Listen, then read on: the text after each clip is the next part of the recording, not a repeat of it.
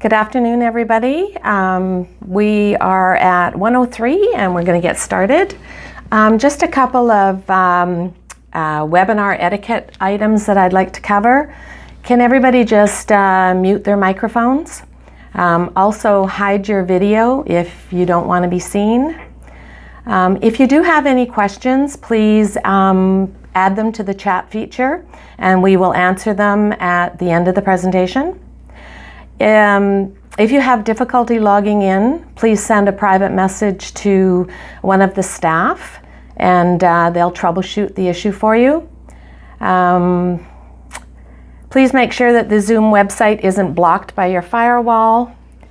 And we're recording this session, so at the end of the session it will be logged on to the RecTech and PlayWorks websites should you want to review it again.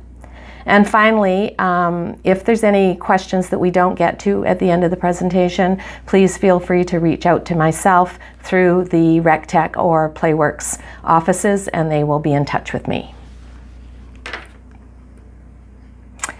So today our webinar is how inclusive playgrounds can unlock the hidden potential of all children. Our discussion is about 30 minutes long and we will allow questions at the end and it will run as long as there are questions. So what is it that children with disabilities can do? As play professionals, that's what we should be focusing on when we are designing inclusive play spaces. We should be providing children with disabilities an opportunity to discover their potential and challenge their abilities.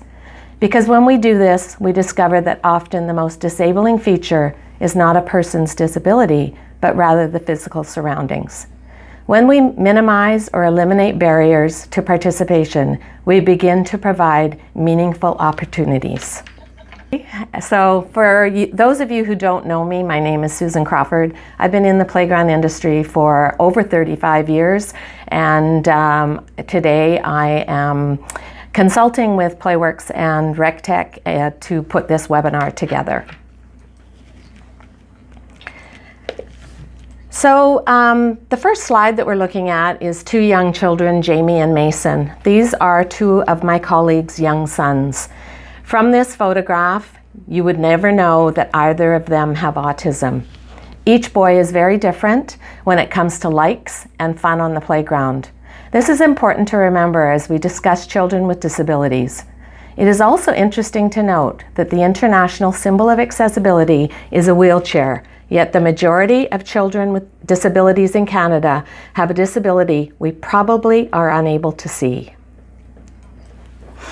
Our discussion today focuses around 5 key topics: equity in play, most common disabilities in Canada, evolution from segregation to inclusion, the 7 components of universal design, and finally a couple of case studies. Inclusion is really easy to talk about, and just about everyone in the world of play does talk about it because almost every city, school, municipality is asking questions about how to create inclusive spaces. While it may be easy to talk about, it is actually exceedingly difficult to do. At RecTech and PlayWorks, they adhere to universal design principles as a way to build inclusive spaces and see positive end results. The end result I speak of is called social capital, which I will discuss in a moment. This webinar evolved from our 35+ years planning inclusive and universal playgrounds throughout Western Canada. We gathered information from a variety of sources, including our experience, that of our suppliers, and from inclusive experts. Research from the Compan Play Institute in Denmark found that every child, regardless of age or ability, wants the same things. Number 1 is to get a thrill from the equipment. Number 2, play with a friend. Number 3, access the playground independently. And finally, use the equipment independently. Regardless of ability, children are always looking for a thrill. And just as important is sharing the thrill with a peer. How often do we hear from our children, "Watch this"? We love sharing our success with our friends and family, and this is no different for a child with a disability.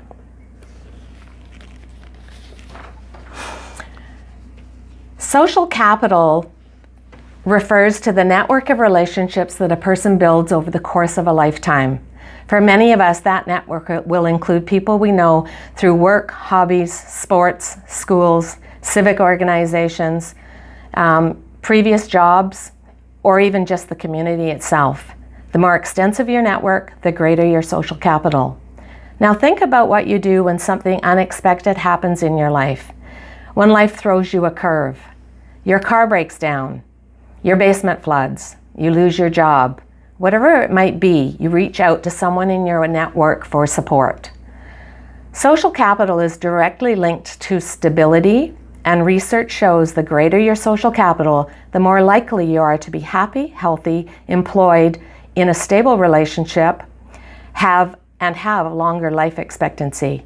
By contrast, consider people with disabilities. While there are exceptions, once a person with a disability ages out of the school system and becomes an adult, they generally know people from 3 areas: family, disability service providers, and other people with disabilities. Compared with the general population, social capital shrinks when people with disabilities age. Statistics show that they are less likely to be employed, to be in a stable relationship, and are generally prone to depression and have poorer health. When we talk about designing inclusive public play spaces, what we're talking about is creating environments where people of all ages and abilities can gather in the same place at the same time and not only enjoy the benefits of a healthy and active lifestyle, but also make connections with their peers. Community space is very important for our young people, and yes, it is a lofty goal, but it's a worthwhile goal. Another component of equity of play is the ability for children to access a play area on their own. Imagine the empowerment we give children when they can access a play space with their friends. We're helping to build independence for all of our community children by providing access for all. Extensive research shows that children grow and develop their understanding of their own abilities and strength when they play with other children who are more developmentally advanced. We see it on our own families when younger siblings mirror the behavior of their older siblings. Research also shows us that children without disabilities can learn and show care for children with disabilities when they spend time together. On the contrary, when children with disabilities interact with their able-bodied peers, it decreases their loneliness and fear of socializing with others. It is a win-win for all if every child can use the equipment independently alongside their friends. When we talk about equity in play at the equipment level, we need to be clear about the terms and their definitions. Quite often, terms accessibility and inclusion are interchanged. This is not completely correct. Accessibility refers to all individuals being able to access the play space. Inclusion refers to all the play equipment being accessible in the same play area. And usability refers to the physical and mental strength of each child and their ability to use the equipment. For example, at Mungret's playground in Ireland, we see the rubber surfacing provide accessibility for everyone, including children or family members. The play space includes a diverse mix of activities for varying ages and varying levels of physical and mental fitness. The space includes solitary, physical, and social play, all within the play area. We also see a special adapted swing for individuals who use wheelchairs. We will discuss this further later. The ability of each child to use the equipment will depend on their individual skill levels. For example, there are many able-bodied children who don't use monkey bars because they just don't have the physical strength to hold their weight.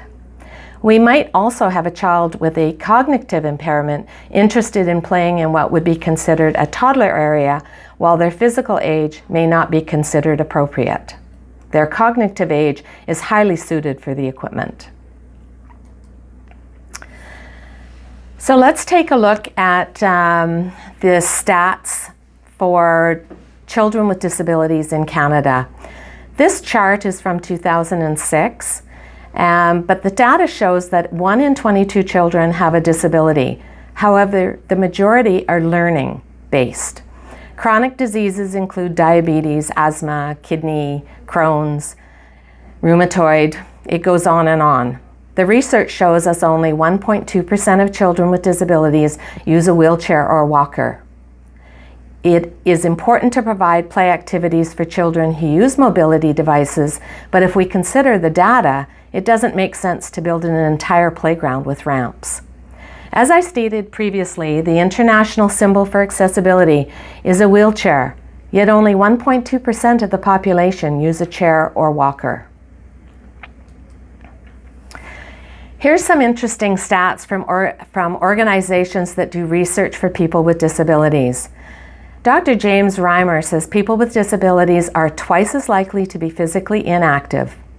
Physical literacy, which is the motivation and confidence to partake in regular physical activities, is important for everyone, but it is especially important for children with disabilities. The CDC reports that 30% of children with disabilities are obese, compared to 18% for children without disabilities. The CDC also reports 68% of youth with disabilities felt their parents stop them from doing what they want to do. Key barriers to being active is actually the parents, caregivers, and the doctors. Ability Path research found that children are stopped from being active because parents, caregivers, and doctors are too worried the activity will be too difficult or too dangerous. Dr. James Reimer says, everything in life is a risk. To do nothing is riskier. Let's go back and look at the evolution of inclusion. 100 years ago, in most parts of the world, children showing any major peculiarities were not sent to school at all and were in general excluded. In the mid-20s, specialized institutions were developed and offered children learning environments which were adapted to whatever disability they might have. Although the idea came with good intentions, it still meant a situation of segregation. In the 70s, there was a new policy adopted to integrate them in ordinary schools, to mainstream them in subjects where they were able to follow the subjects. But when the child couldn't follow what was being taught, he or she was then taken out of the class and causing significant negative impact. While children with physical disabilities could follow the lesson plan, it was not so easy for children with cognitive disabilities, autism, or behavior patterns. Integration was limited to things like recess and lunchtime. Faced with the limits of both integration and segregation, American specialists returned to discussion about adapting the environment for children with disabilities. In the early 90s, a new concept of integration called inclusive education or inclusive schools emerged. This involved the integration of young people with disabilities into normal schools and setting up teaching experiences that adapted to all of the children. This is a great graphic. This graphic offers a great visual to explain the difference between integration versus inclusion. Integration refers to equal opportunities. Inclusion refers to adapting the environment so everyone is equal. If we were to take that same graphic and apply it to a playground environment, we might consider the installation of a special swing as integration, where a piece of specialty equipment is included in a play area and used by a specific population. The environment offers equal opportunities for people with disabilities.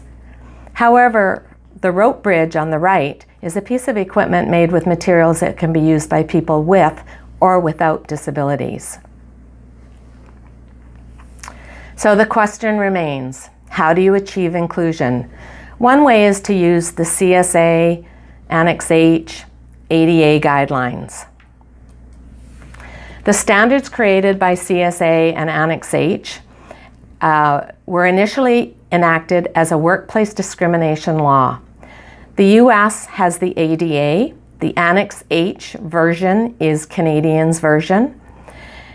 And the ADA, when it was launched, as I said, was enacted as a workplace discrimination law, and you know that, like all laws, it has to be enforceable, which means it has to be clear, cut, black and white. To achieve that level of black and white, regulators broke everything that happens on a playground down into two numerical categories: elevated and ground level activities. Those activities are counted up and ratios are used to determine if a significant enough portion of the activities present are deemed accessible, and if they are, that playground is considered compliant. Now, you don't have to spend a whole lot of time on a playground to realize how limited in scope these guidelines are.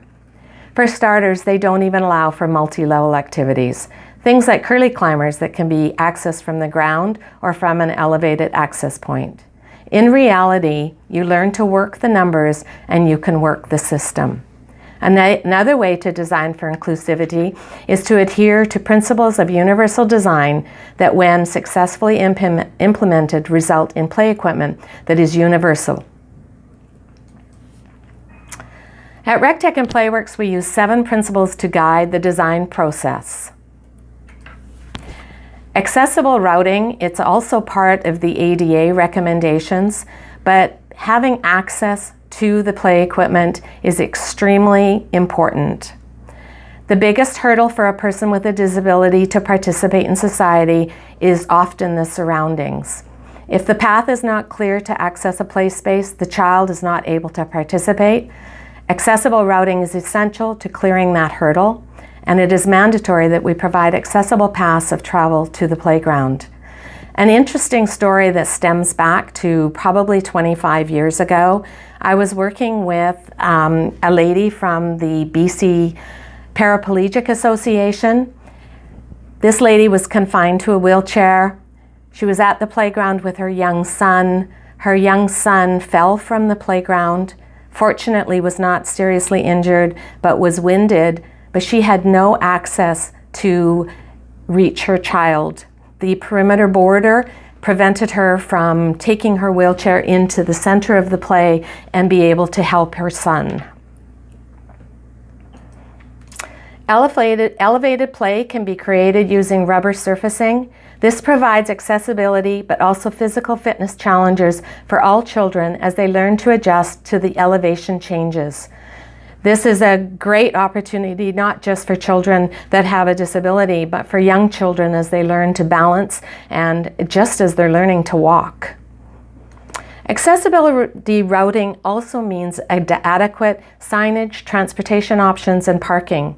It is also important to consider that people with disabilities are more susceptible to extremes of temperature and may need to use toilet facilities more often. Providing ample shade and easy access to restroom facilities is also an important part of accessible routing.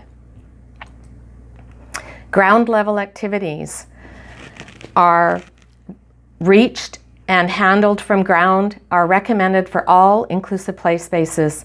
Seesaws, rotating equipment, benches, hammocks, and swings are just some of the ground level activities recommended that can be enjoyed by all children. From the ground, children have an easier time engaging with the equipment and playing with their friends. Over 30 years ago, Compan designed the multi-seesaw, which has grown into one of the most popular pieces of equipment. In my opinion, this type of activity should be included in every playground. It is a very versatile piece. It accommodates a wide age range. Children can stand in the middle, lay in the middle, or sit on either side of the seesaw. And it has the adaptability to have a footrest and a backrest on one side or both.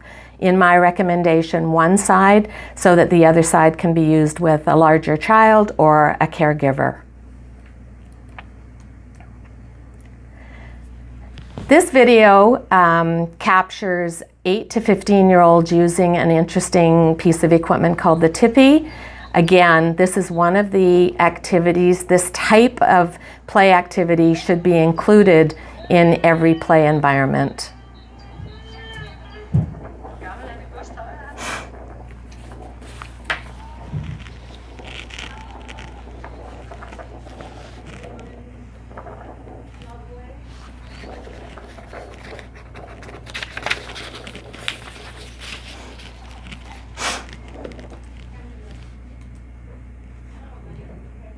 to jump.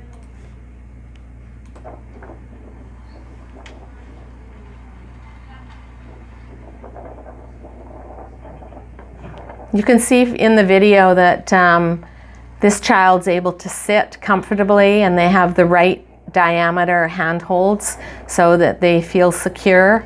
The high sides of the piece also provide security. And here they're getting the child to stand, which of course builds muscle strength.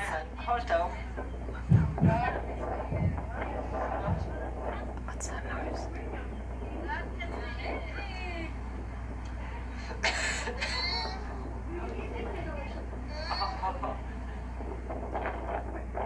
This goes back to our discussion about the thrill. This child is thrilled to be able to play on her own and experience the movement of the piece.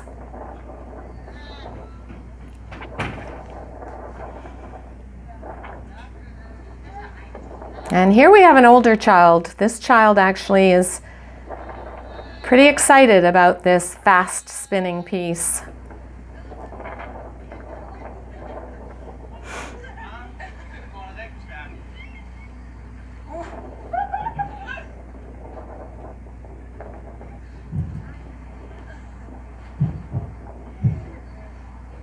And here he's playing with his friend as well as his caregiver.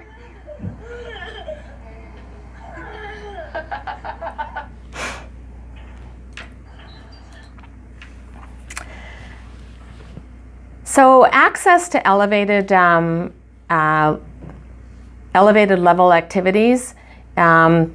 So to get up to some of the higher elevations, perhaps the best thing about ramps on a playground is that they do provide an opportunity for children with mobility impairments to get up higher.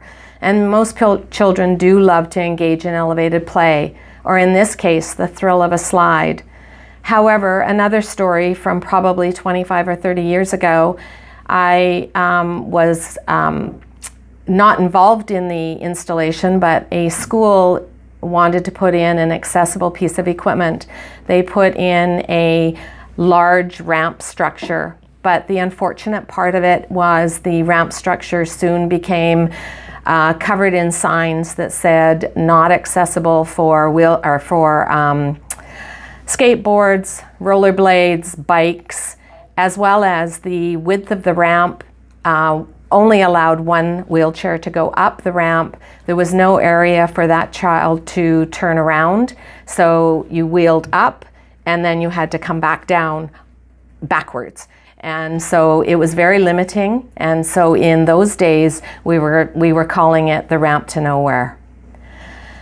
Ramps can also create a situation where the caregiver leaves an abandoned wheelchair at the top and the child at the bottom, while they run to the top to collect the wheelchair, and you can see from the photo that that's the case. We also need to remember that only 1.2% of children with disabilities are mobility impaired. Are we against ramps? Absolutely not. They are appropriate for certain situations. We would recommend adding a variety of routes in order to give all children an opportunity and challenging play experiences to access elevated activities. So in this photo on the left-hand side, there is an accessible staircase. The middle photo has an accessible staircase showing a wheelchair transfer platform. And the transfer platform has cutouts in the deck itself. This deck is made from high-pressure laminate, which is soft to the touch and is not like punch steel, which could potentially pinch or harm a child. And then, of course, the photo on the right shows the use of ramps by a child with a walker. Multi-level activities. The curly climber on the left is a sliding piece of approach from the top and a climbing piece of approach from the bottom. The galaxy climbing wall on the right is designed for challenging climbing, but in this particular case, they're using it for a peekaboo. So even though the child physical age is older, they're using it as appropriate for them. The diverse play you can see that there's two different activities going on at ground level. One child is using the play counter and the other child is using quite a dynamic net structure. And then the far right photo, you have children engaging in two exhilarating spinners, and they can push and pull their friends while challenging their upper bodies. So diverse play opportunities, great opportunity to have play counters, sand and water play that all children and adults can access. Someone standing, someone sitting in a wheelchair. They provide sensory and tactile development. As we have already discussed, social capital is key to supporting independence in children with disabilities. And in most cases, we think about physical components in a play environment first, but social components are, but in truth, just as important. And social interaction leads to play, and play leads to social interaction. Play structures that are both inside and outside areas, up and down, over and out, all create an incredible opportunity for children to develop their social and physical skills.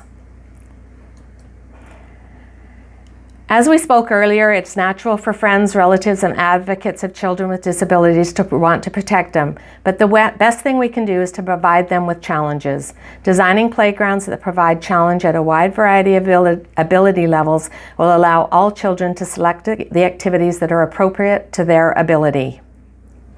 And you can see that even Grandpa is in there at the bottom on the zip line. Children are also drawn to color, and we use color to identify important play events throughout our playgrounds. But we also use a combination of color and texture to provide important sensory experiences. But those same features provide a calming sensation when children with sensory disorders run their hands along them. So I'm going to get into the case studies. This first one is the Pacific Autism Family Network. I was personally involved in this, and it was very rewarding. I worked with the owner, the directors, the caregivers, and when they first approached us, they wanted to do a series of ramps. This particular center does not have any children with assistive devices. It is an autistic society, and they integrate able-bodied children in the same school. So we put in some very dynamic equipment, recognizing that all children need a lot of physical challenges. And so here in this photo, you can see that lots of bright colors. The child on the right is playing independently, and then in the next photo, the child is playing physically and potentially being involved socially with other children. The next case study is Eisenhower Park. It's a local nonprofit that was committed to creating an inclusive playground. You can see how their design is dominated by a large ramp structure and provides very little in the way of dynamic movement or physical challenge for children who do not experience mobility impairments. You can also see how the structure does not allow for free movement. Compan was given the opportunity to create a design using our universal design principles. While one ramped structure was included in the space, it was not the sole piece of playground equipment. The space includes a wide variety of challenging elevated play elements that are not ramped and many ground level play components. We address the needs of the whole community. You can also see that designs in the surfacing were used to identify play events and pathways for children with visual impairments. This was also really important when we did the Pacific Autism environment, because that gave them boundaries. So the edge of the colored circle was their zone when they were playing with those pieces of equipment. So the next case study is Cambria. A similar scenario to the previous one. The principal of an elementary school became committed to building an inclusive playground after he went on a field trip with students to a playground and saw that there was nothing for one boy in his school, a boy with severe cerebral palsy. The first design he received was once a standard inclusive playground dominated by a ramped structure.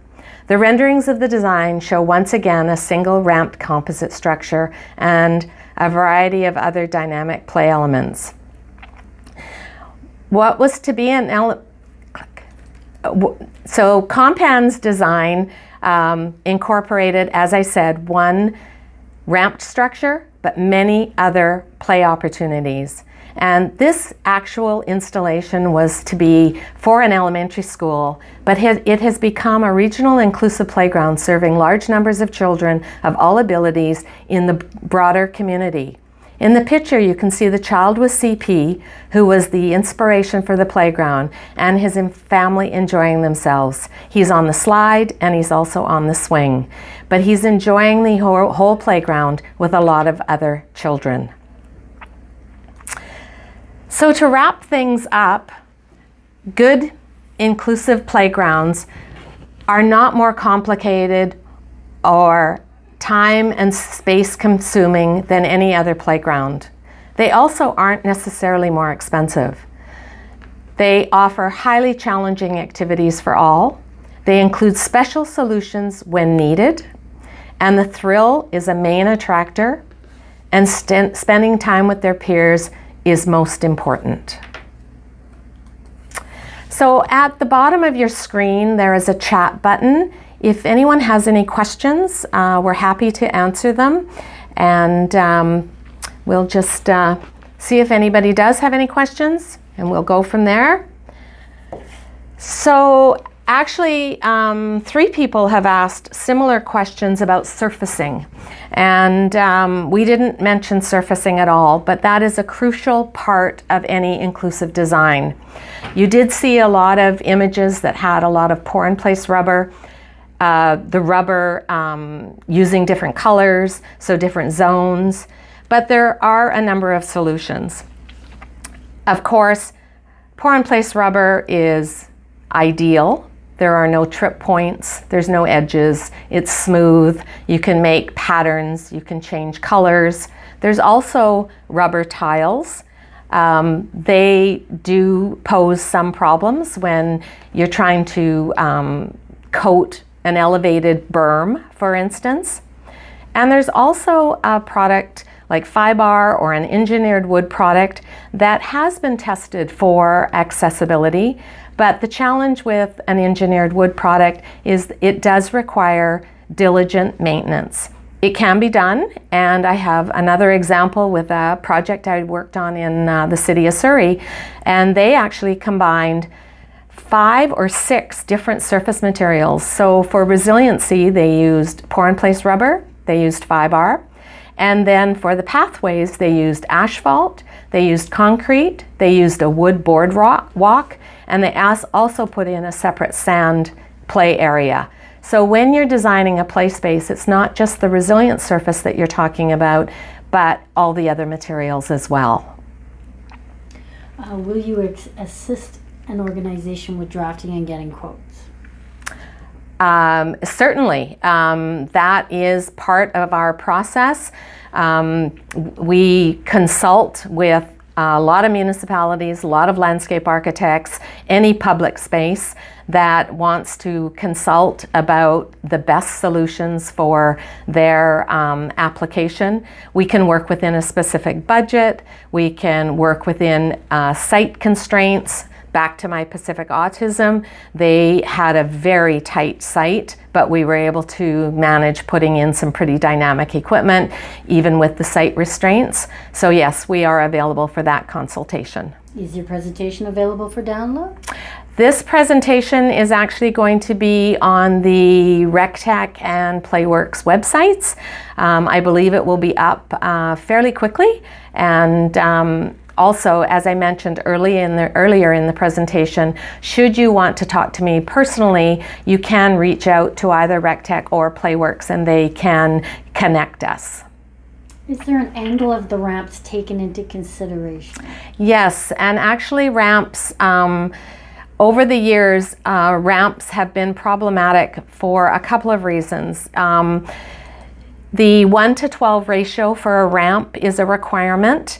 And so therefore every 12 feet you have to have a landing place, which is probably, I think it's 5 feet in diameter, which allows a wheelchair to turn. So imagine if you want to get up to a 36-inch high platform, you need 3 12-foot long ramps, 36 feet worth of ramps, plus 3 5-foot diameter landing spaces. So it takes up a lot of space, a lot of architecture, so you're putting a lot of money into the architecture of the ramps. And so you really have to look at putting in a ramp structure where it's really necessary and when it's really appropriate.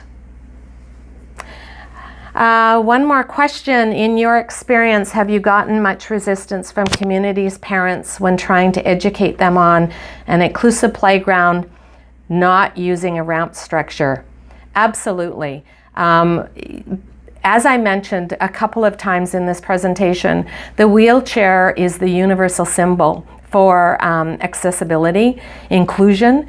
So therefore, most people that are not involved in designing, whether it's playgrounds or public spaces like a building, they aren't aware of what all of the requirements are. So it is an education process, and once again I'll go back to Pacific Autism, because when I met with them, their first request was they wanted a ramp structure. But after consultation and discussing who the children they were that we were actually trying to accommodate, we discovered that really these children were autistic and they needed a lot of physical challenges in order for their development. So it wasn't an appropriate space, but not to say that it's not appropriate elsewhere. Is there a general rule of thumb with regards to the ratio of elevated play features, ramp accessible features, and ground level features in the general public? When you're, I'm not sure that I'm 100% clear on the question, but when you're looking at ADA/Annex H, there's a very clearly defined number of elevated versus ground level play activities if you are trying to adhere to the ADA and the Annex H guidelines. In our opinion, all playgrounds should be inclusive and accessible. So we strive to actually exceed the guidelines because we think the guidelines are actually quite limiting in some regards. Does that answer the question? Yeah. One other question. A transfer station enables a child to maneuver to the next platform or stairs. Is that correct? Yes, the transfer station has been designed that it is at wheelchair height. So a child that has the physical ability to transfer out of their chair can bump up the accessible stairs to the next level or 2 levels up to get to the slide or some other type of elevated activity. You'll also notice, and I mentioned this earlier, that in Compan's case, they take a lot of care in making sure that there's hand grips in the decks as well as in the hand railings as the children maneuver themselves up to the next level. I think final question. And final question. In your experience, designing a truly inclusive playground costs much less than building a ramp structure playground, but is the play value the same? Yes, as I've mentioned before, ramps can be very costly. I personally believe that the play value provided with the right environment and the right selection of equipment is far superior than a series of a lot of ramps.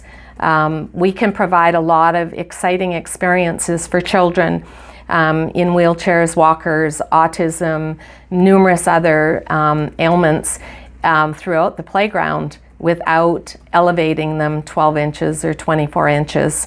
It's the play value far exceeds, in my opinion, than a lot of ramps. And as we showed in a couple of the images, there's a lot of challenges with ramps, and you really have to think it through very succinctly. When somebody goes up through a series of ramps with a young child in a wheelchair, and they get up to, let's say, 48 inches, that's a long series of ramps. Now they're up there, you put them on the slide, you send them down, the chair is at the top, the child is at the bottom. So you really have to think about how the equipment is going to be used and what's best for the community space. Any further questions? I'm happy to answer. If not, we are very happy that you took the time to join us today. Please reach out if I didn't answer any pertinent questions, or if you have a specific project that is more specific to your environment, I'm happy to answer. Thank you again, and everyone have a good day.